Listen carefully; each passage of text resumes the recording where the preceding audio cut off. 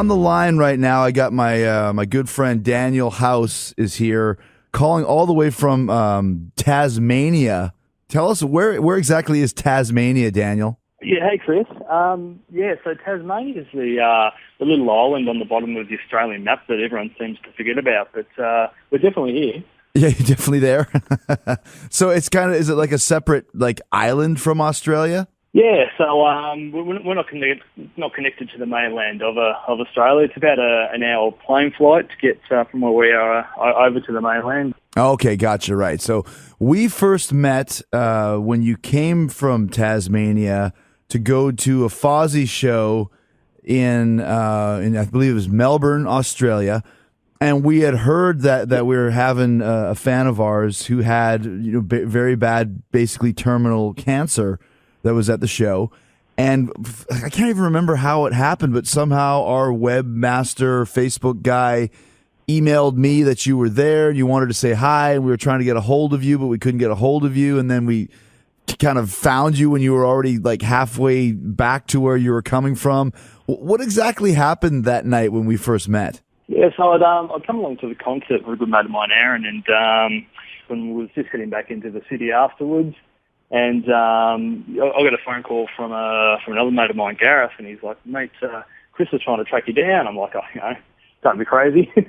And next thing I know, Chris is following me on Twitter, and obviously we've had the chat, and Aaron was good enough to swing me around and drive me the 45 minutes back to the hotel where the concert was, so worked out well. Yeah, that's funny because I remember I was following you. I was like, man, we got to find this guy.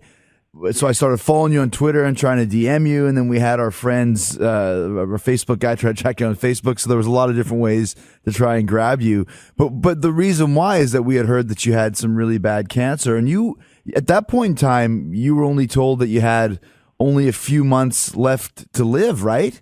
Yeah, that's right. So I'd only been diagnosed in the September, and I obviously wasn't too sure on my lifespan and so forth. And one of the things on my bucket list was actually to see Fozzy live. I was due to see you guys at the start of the year when you'd done the Soundwave tour around Australia. Right. And I paid for my side show and meet and greet and everything then, and I actually had some separate health issues and didn't happen. So anyway, I come through and I got the call from my friend Darren. He's like, he'd heard that I've been looking at bringing my daughter Shakira over to see Taylor Swift, and he's like, mate, Fozzy's on the night before, so everything just sort of lined up. So we did the trip over, and I figured, it's now or never. So in between being diagnosed and the concert, I'd actually had a bit of a bad run with an infection. I got a golden staph infection, which hit me pretty hard.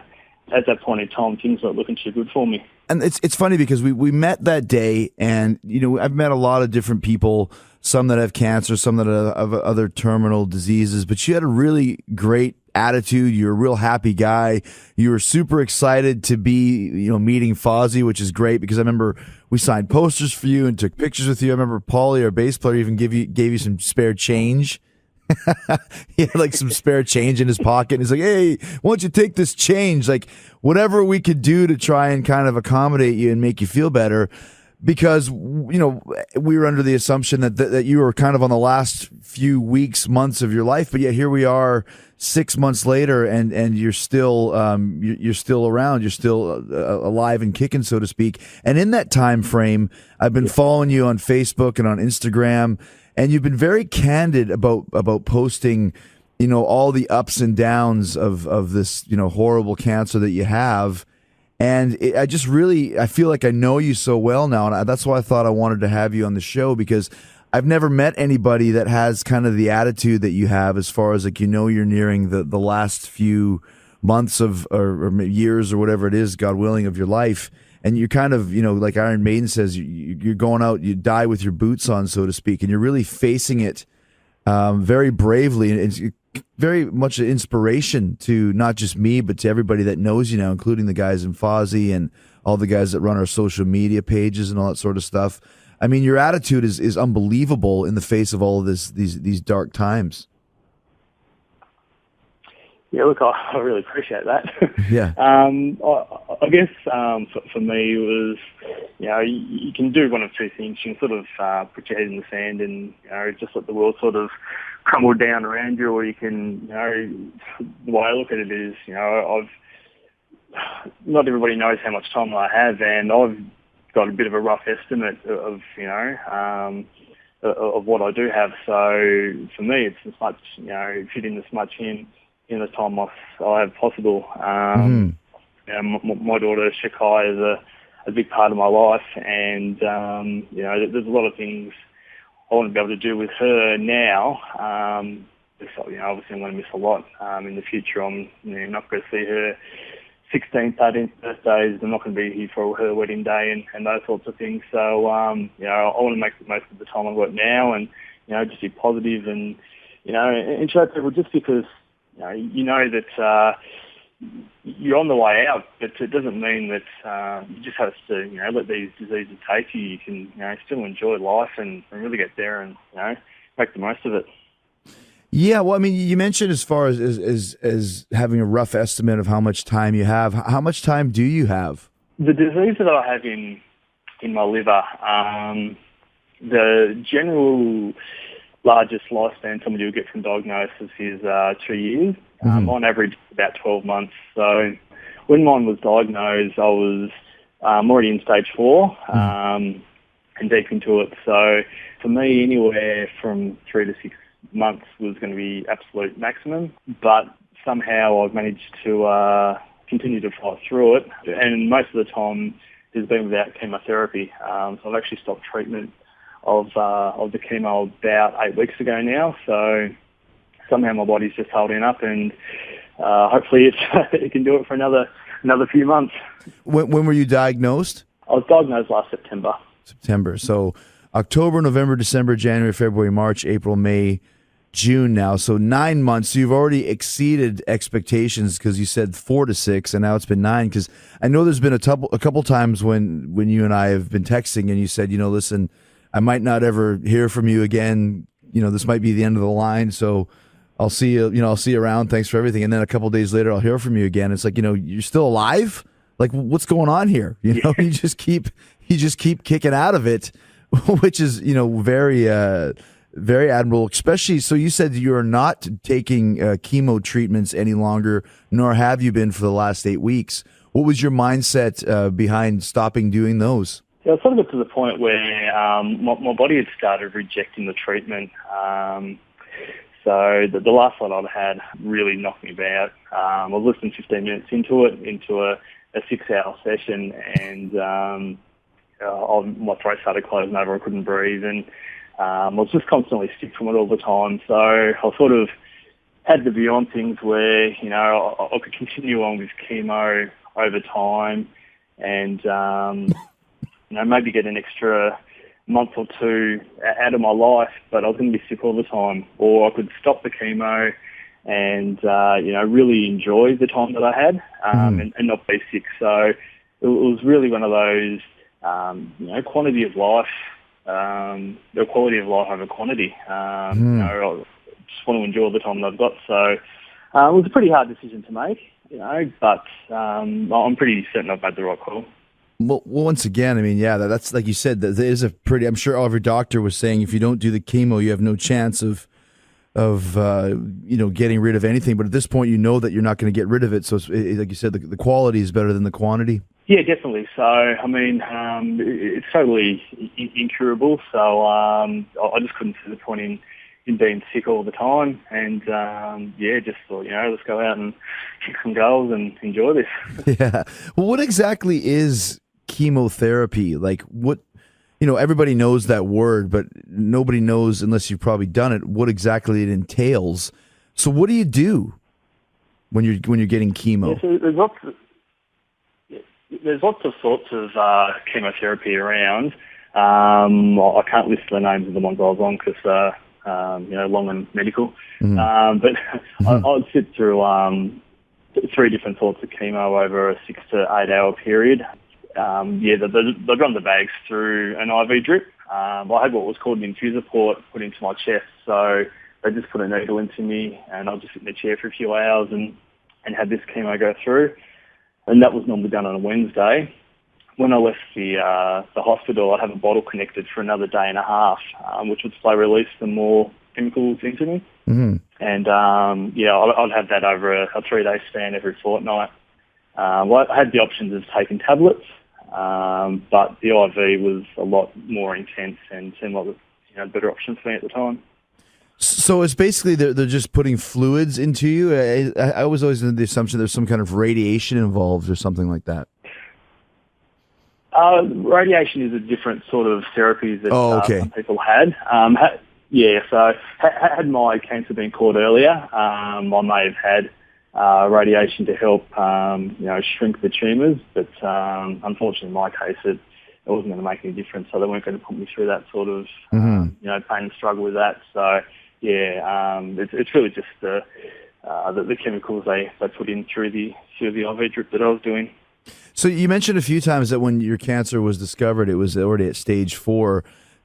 Tell us about what kind of symptoms were you having before they were actually discovered the cancer? And you said you have liver cancer? Yeah, so the cancer I have is bowel cancer. That's bowel cancer, and it's spread through.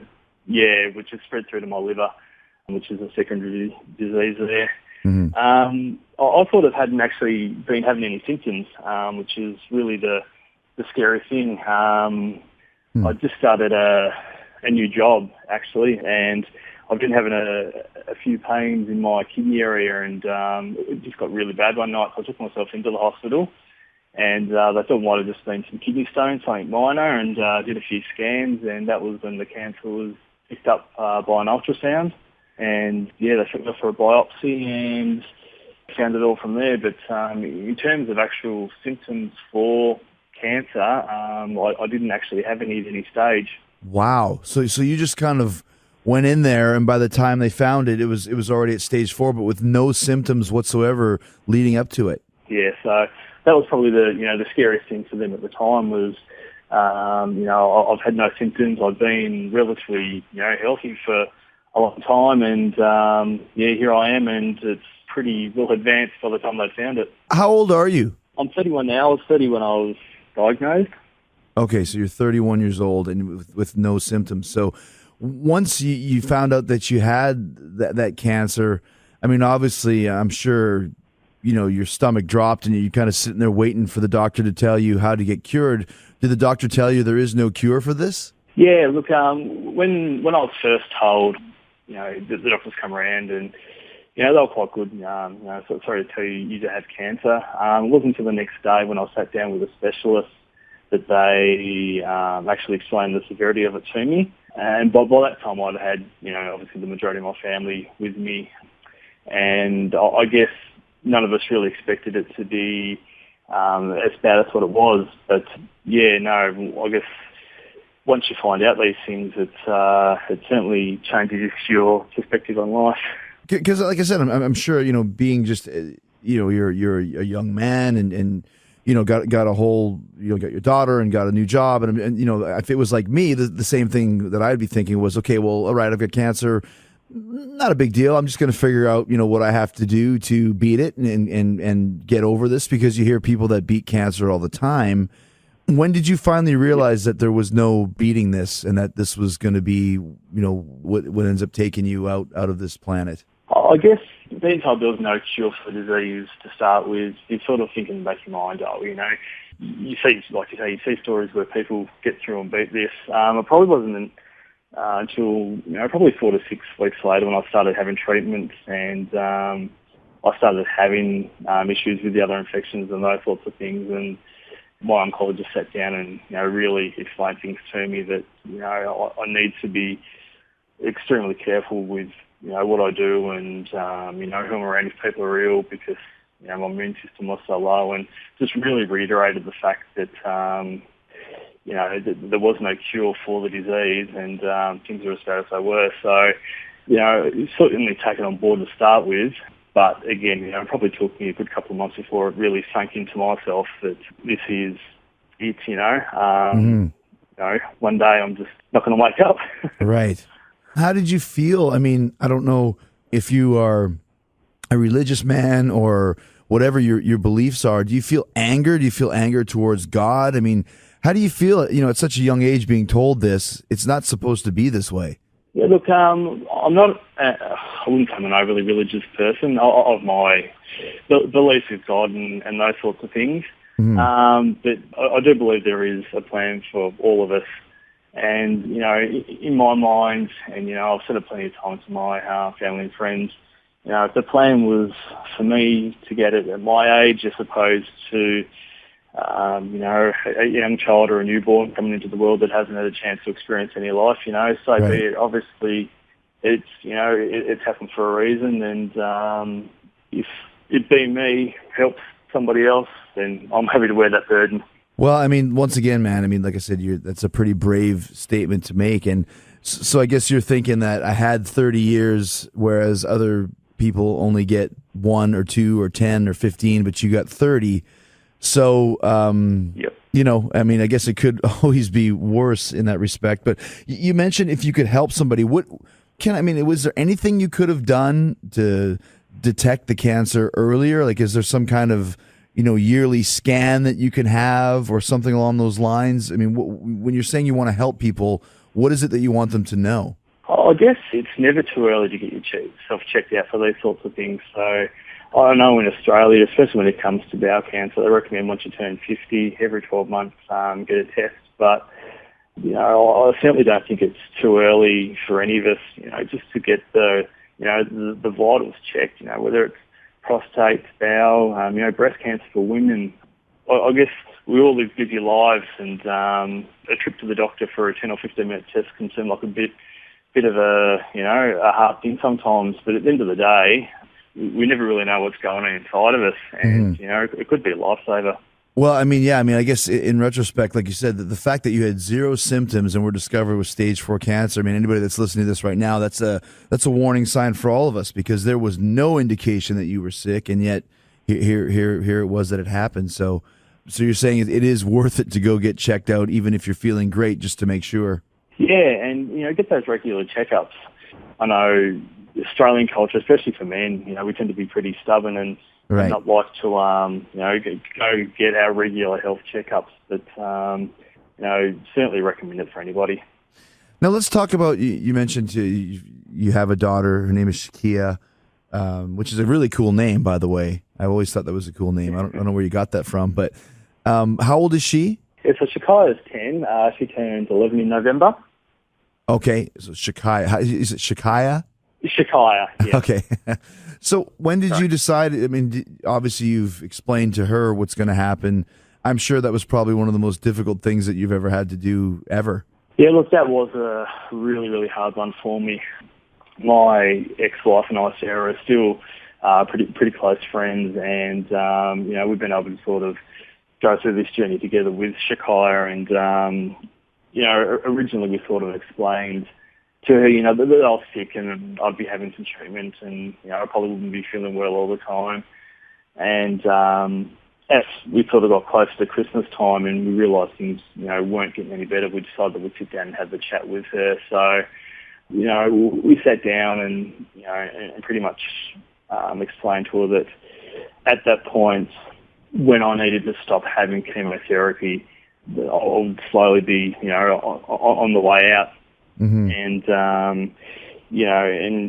she had a few questions for us, and luckily we was able to get them all through for her. But, look, sitting down and telling your daughter, that you're dying, it's really not the easiest thing to have to do.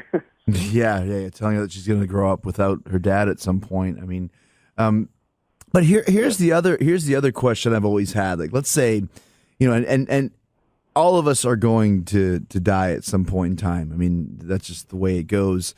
If you had the choice, let's say I remember we were in when we were at Soundwave, some guy got eaten by a shark, I think in Australia around that time, and just kind of got pulled down into the depths, and that was it. And it's like, okay, so if you had the choice of how you would die, and you could go by getting hit by a bus or getting eaten by a shark, or something where it happens instantly, or if you had 6 months to go, Which would be better? I mean, to be able to say goodbye to your family and to do some of the things that you want to do, or just have it taken away. I mean, if you would have had the choice, years ago, which would you have chosen?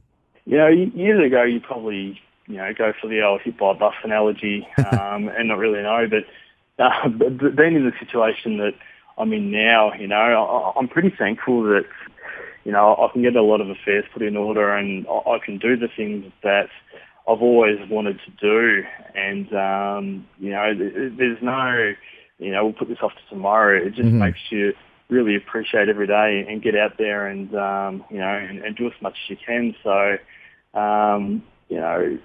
again, still not knowing where I am and how much I can get in, but knowing that, I do have time to get some stuff done that I never thought I'd be able to do. I'm pretty happy with knowing this. It's not as bad as what it might seem. When you finally realized, okay, like I've got limited time, did you, the slang and the cliche is the bucket list. Did you put together a bucket list, knowing that in reality this really is my bucket list? Yeah, look, that's the first thing I did actually. Was I sat down and wrote out a bucket list. Originally, I had 10 items on there, and I've managed to tick off 7 of those. I'll probably get through 9 of them. The only one I'm not going to do is attend to WrestleMania. But well, unless I keep pushing, if I can get through to next year, then who knows? But well, who knows, man? With you, like I said, there's been 2 or 3 times when you're like, "This is it, man. I'll see you later," and I was like, 2 days later, "Hey, what's up?" Like, you just won't die, man. So what were some of the things that were on your bucket list? A few of them were personal, so I won't go right into them. But, there were some travelling things. I was able to, with the help of a foundation who battle scars, get away for a trip with my daughter Shakira and my girlfriend Michaela a couple of months ago to Sydney here in Australia, just get away for a week and, do some shopping and sightseeing and spend some time together. The rest were pretty personal, so I'll probably rather not go into those. No, that's cool, man. But yeah, like I said, you don't have to tell us that. But the fact is that you wrote 10 things down, and you got 7 of them done. That's pretty amazing. Now, another one was that you mentioned your girlfriend Michaela. She's now your fiance, or she's actually your fiance, right? Not yet. Okay. I hope I didn't break any surprises here or anything like that. No, look, we've had the discussion about possibly getting married at one point. If I keep pushing through, still legally married in Australia, so I need to get that side of things worked out. But at this point, what does it matter, man? Just become one of those guys like in Salt Lake City and just marry a bunch of chicks all at once. What does it matter, right? Well, exactly. The point is Who's going to judge me now? Exactly, right? The point is, though, you found somebody that you feel that same way about, and if you had more time, you guys would possibly get engaged. I don't want to say anything more than that. But I mean, and that's... How important has that been to give you some extra spark to know that there's somebody out there that you love and want to stay with longer as well? Yeah, look, I probably can't explain enough how much Michaela coming into my life has, probably helped me with how I've been able to, stay so strong and keep fighting this. So she knew of my illness when we started seeing each other, and she's just been so supportive, the whole way through. So, she sees me on my good days, but she's one that's here that, sees me on my worst. And you can't thank somebody enough for coming in at this stage of your life and falling in love with you and, doing the things that she does for me. It's just, it's unbelievable. And did you know her before you were diagnosed? We've known each other for a couple of years. We've been friends for a while. But, we're just friends. That's really all it was. And then, we started spending a bit of time together at the start of the year. And, things just sort of developed from there. But this was after you were diagnosed or before?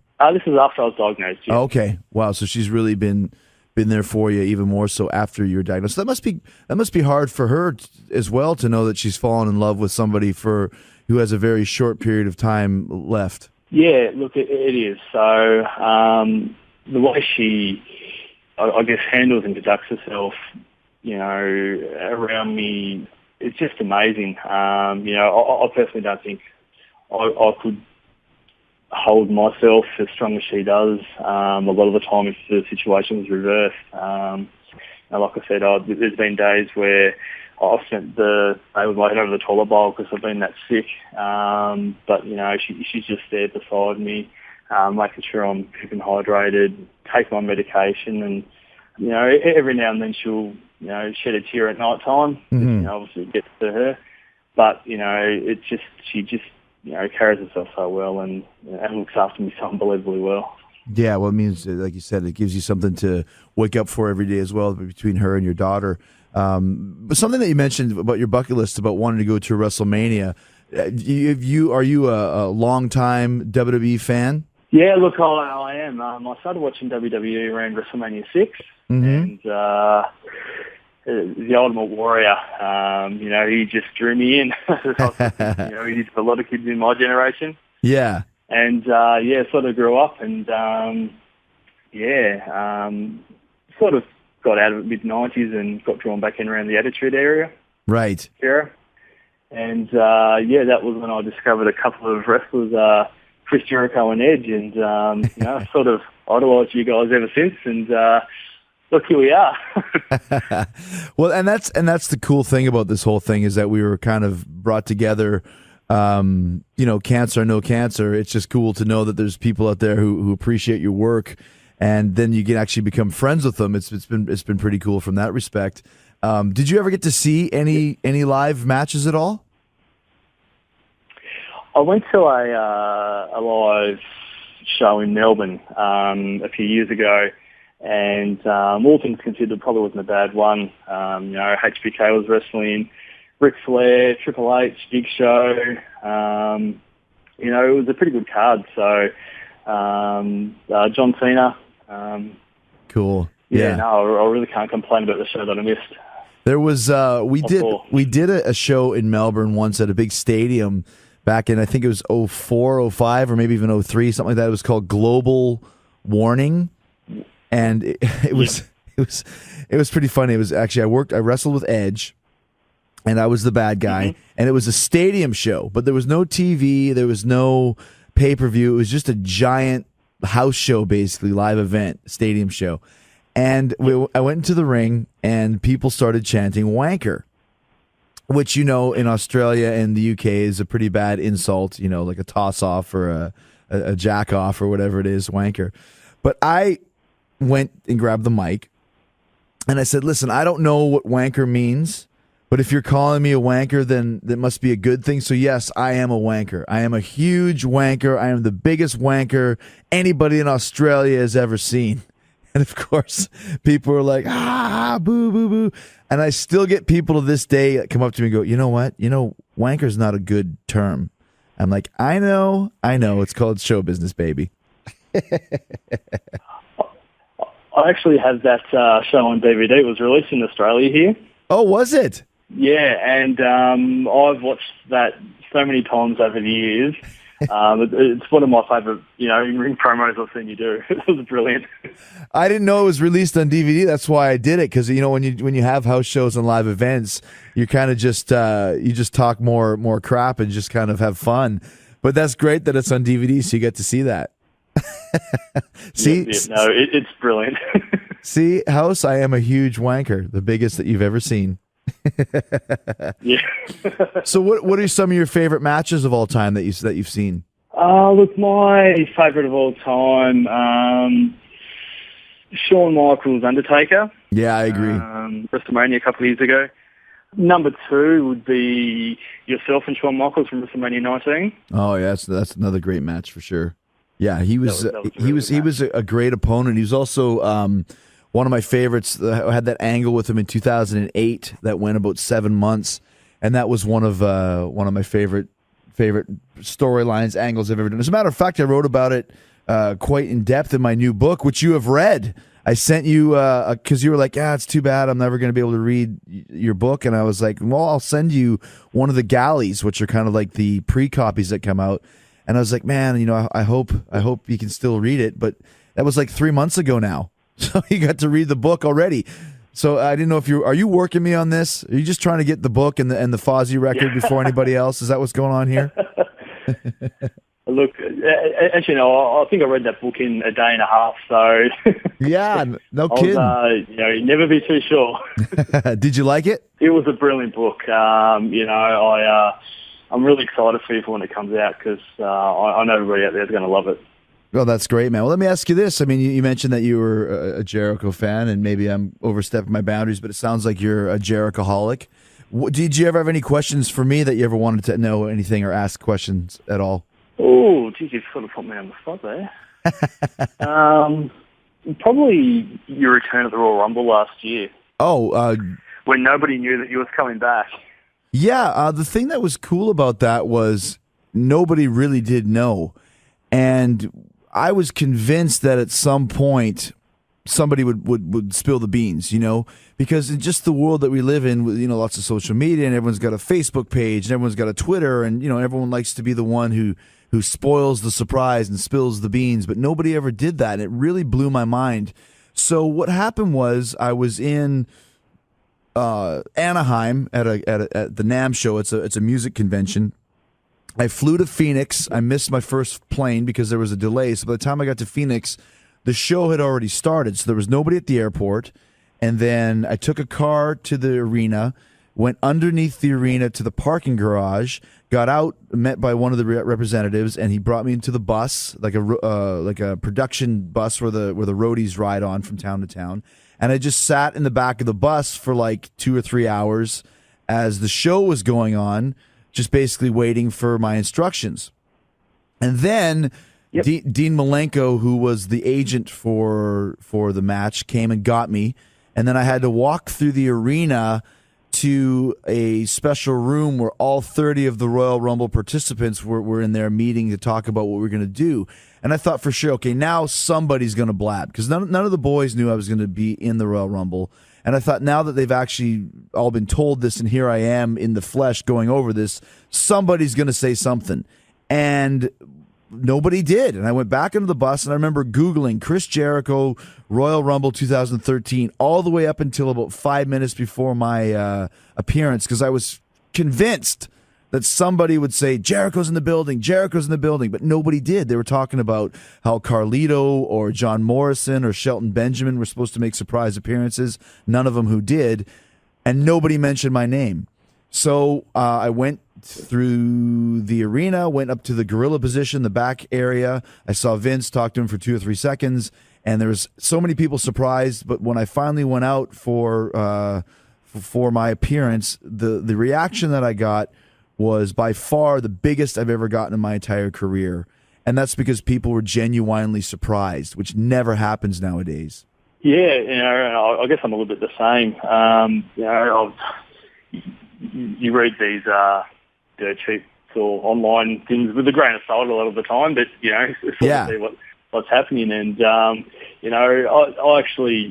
think I might squealed when your music hit, and my housemate at the time come running in. What's going on? Dude, it's Chris. There's one great video of some guy that was filming it with his kid in the arena in Phoenix. I saw it online. And when I come out, it was the same thing. This guy was screaming like a 12-year-old girl at a Justin Bieber concert. It was so funny / embarrassing for this guy. Like, he's like, ah, ah, ah. And his kid is like, who is this, Dad? He's like, it's Chris Jericho. Ah. But yeah, it was a really cool moment because once again, nobody knew about it. And I think in this day and age, that might be one of the last legitimate surprises that you might actually ever see in the wrestling biz, because no one knew. Yep. It was a really good one. What did you think this year about the Undertaker losing and the streak being broken? It was probably that little bit of disappointment to start with. I guess after all these years of, the guys he's faced, you sort of didn't really expect it to happen. Looking back on it and rewatching the show now a couple of times, I've sort of come to accepted is just the right word. Because I guess we all just expect, WrestleMania Undertaker wins. But I guess it all depends what happens with Brock from here, as to whether or not it was a good move. But then, that's just thoughts of a fan here too. So. Yeah, well, I think that was another legitimate surprise and a shock that no one knew. But my theory is, I think it was great because I would hate to see the Undertaker retire with the streak intact. And if this is, if this was his last match, or he wasn't sure if he can come back next year, or this, that, and the other thing, Brock was the right time at the right place on the right day. And like you said, it all depends on what are they going to do with it now. And plus, don't forget, we haven't even seen the Undertaker since. We've heard nothing from him. We don't know anything what's going on. So, we might not see Undertaker again. And if that's the case, then he went down swinging as well. So I think it was a good move in the long run, even though I was completely shocked and surprised as you were, as everybody else was. Yeah, that's right. And maybe the rumours going around Undertaker and Sting next year. I think Sting is the name that keeps getting dropped recently. So I guess we never know. Maybe you'll come back for one, and you could be one or two losses by then. Who knows? That's right. And how about Fozzy? Yeah. I mean, you came to see the Fozzy gig. Had you ever seen us before live? No, look, it was the first time I'd seen you. I know you'd been to Australia a couple of times, but not easy getting from Tasmania over to the mainland to see concerts a lot. No kidding. So I sort of had some issues the first, yeah. And, not a lot of touring companies bring, the acts down to Tasmania again. Logistics of getting everything across the border Right. can make it pretty hard. So, look, it was the first time I'd been to see you guys. Obviously heard all your music, but it's a brilliant live show, really, really good. Oh, that was fun. Yeah, that was in Melbourne. I remember at that one club there, which was a good show. And I've also sent you the new Fozzy record too, so you get a chance to hear it before anybody else. Yeah, absolutely loving the album. I don't know what I can say about it, but there's a song on there which is a cover that we've spoken about, and I don't think I've stopped listening to it. It's a really, really good cover. Yeah. Well, don't let the cat out of the bag. But there's an unexpected cover, which is funny because our record company, Century Media, is based out of Germany. And when they first heard that, they're like, "We're not releasing this. You can't cover that band." And then they finally said, "The only reason why we're going to allow this to be on the record is we can't stop singing it and can't stop humming it and can't stop thinking about it." And it's like, that's exactly why we did it. Yeah.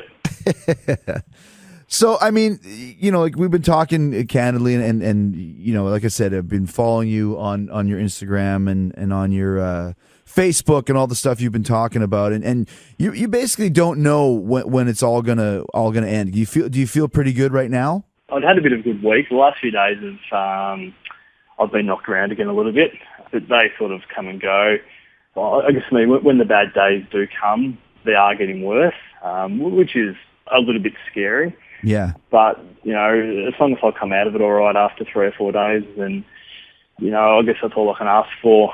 But again, I know that sooner or later it's not going to be quite that easy and things are going to get a little bit harder.